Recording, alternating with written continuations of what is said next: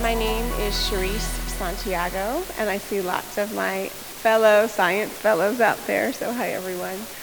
I'm truly honored to be here and to share stories with the panel. All of you have inspired me and remind me that we're here for such a time as this. Each one of us is purposed, and so I'd like to share my Coatson story with you. When I think of my Coatson experience, I revel in the wonderful opportunities we've had, teaching, growing, learning, reflecting, and collaborating. But mostly, I think of how I almost missed it all.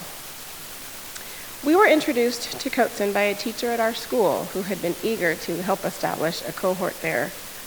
I agreed that it would be a wonderful opportunity for teachers at our school, but I wasn't sure that I was an ideal candidate for this fellowship. I had been teaching for, let's just say, more than a few years, and I've had extensive and varied experience outside the classroom. But I truly love learning. There's always more to explore, to do better, to get right. In all my years, there has never been a dull moment in teaching, nor the same day twice.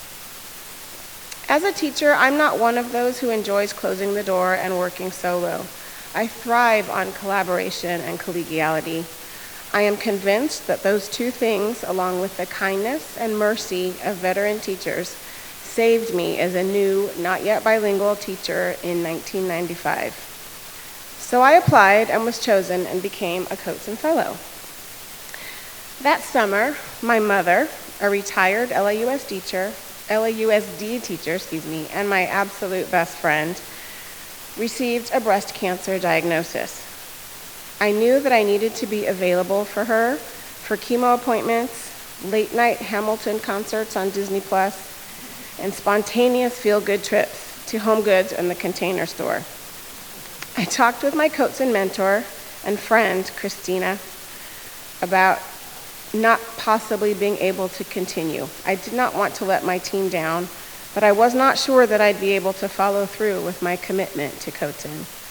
I told my mother that I planned to take a leave of absence and be available for her. Then suddenly, she passed away. My breathing stopped, my heart raced, and I remember my brain spiraling out of control. But when I look back on what kept me going, and there were a great many things that did, I think of how my Coatson family, Christina and Alicia, literally and figuratively embracing me and telling me that Coatson would be there to receive me and hold space for me in any way that I showed up.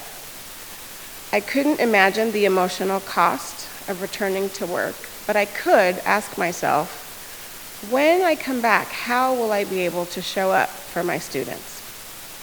Trying something new allowed me to re-engage my brain and work through my emotions.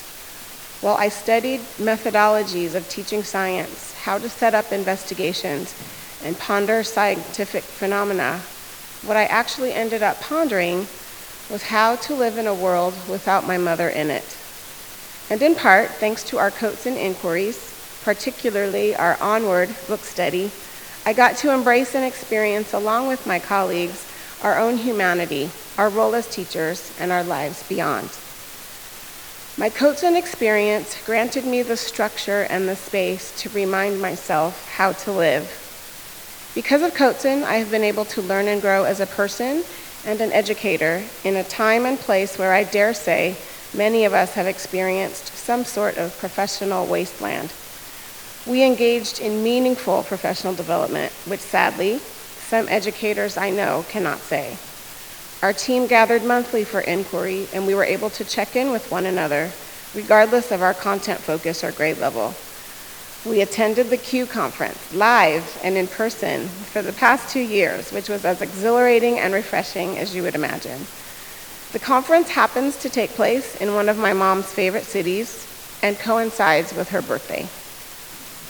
Every day, I thank God for bringing the sunshine that signals a new day. I thank the Coatson Foundation, my Coatson family and friends for helping me to stay on that path so that I may enjoy it. Thank you.